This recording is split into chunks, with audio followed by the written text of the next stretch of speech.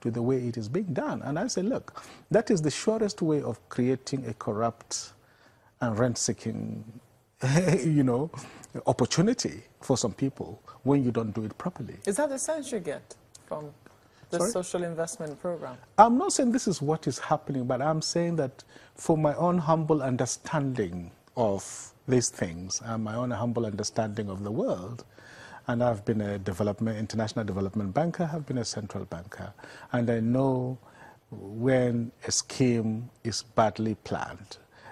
When it is badly planned, it will not be implemented properly and it will end up not achieving its results.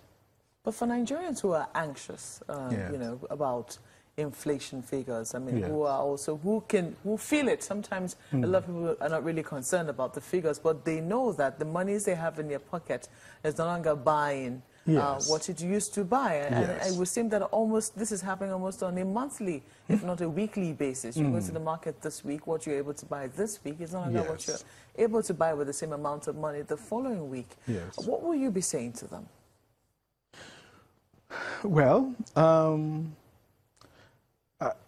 I cannot ask them to be more patient, because patience is somewhere in Agua, taking a break, but we have to do more. The leadership have to do more, and the people of this country also have to do more. We need a broad national consensus on the way forward for this country, and we need a broad program, especially for young people, where unemployment rate hovers at an average of about 24% for young people. And in some regions, it goes in the northeast, northwest, it hovers at over 60 and in fact sometimes 70%. So it is horrendous. When you put that against the backdrop of inflation, rising prices, you can feel the tension in the air. One aspect that worries me is the absence of public works. Nobody talks about public works. That is the source of infrastructure projects that are labor intensive, not capital intensive, but labor intensive. President Franklin Roosevelt in the 30s, deployed the vehicle of public works, the Tennessee Valley Authority for Rural Electrification in the south of the United States, in which mass labor, especially of young unemployed people, was involved. In the rails tracking we're doing, there's no mention of that. There's an opportunity to employ probably 10 million Nigerian young people, train them on how to lay down railway tracks, put money in their pockets, find other means of creative employment. I don't expect that necessarily the government is the one to just say, here is a job for you.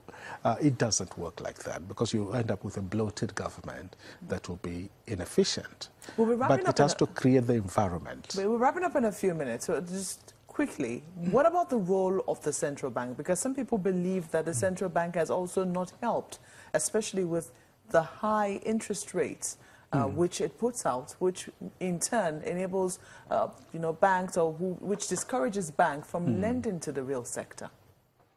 Yeah, well, my dear, in the central bank culture, we're a little bit like the military. We don't like to criticize each other. And there's still that sense of loyalty. So I wouldn't want to be too critical of my former colleagues in the central bank. They're working very hard under very difficult circumstances. And, if you talk to the banks, they will tell you, look, the cost of funds, it's a huge thing. How many banks have been robbed this year alone? Several, so many, and it's been going on for years. They just calculate, I heard just yesterday or so, a bullion van caught fire in Lagos mysteriously, and so on, carrying money from one bank to the other, and things like that. So, and when they open a branch, they will tell you that, look, for the ATM to work, you have to put a gen You have to put a backup to the gen, and you have to put a backup to the backup. Despite that, this is what we're getting. I mean, banks half-year profits saw 67%. Yes, exactly. On SME retail strategy. So we still get to hear banks posting high profits. Absolutely. But again, having said that, I can't absolve the monetary authority completely. They have a responsibility to monitor.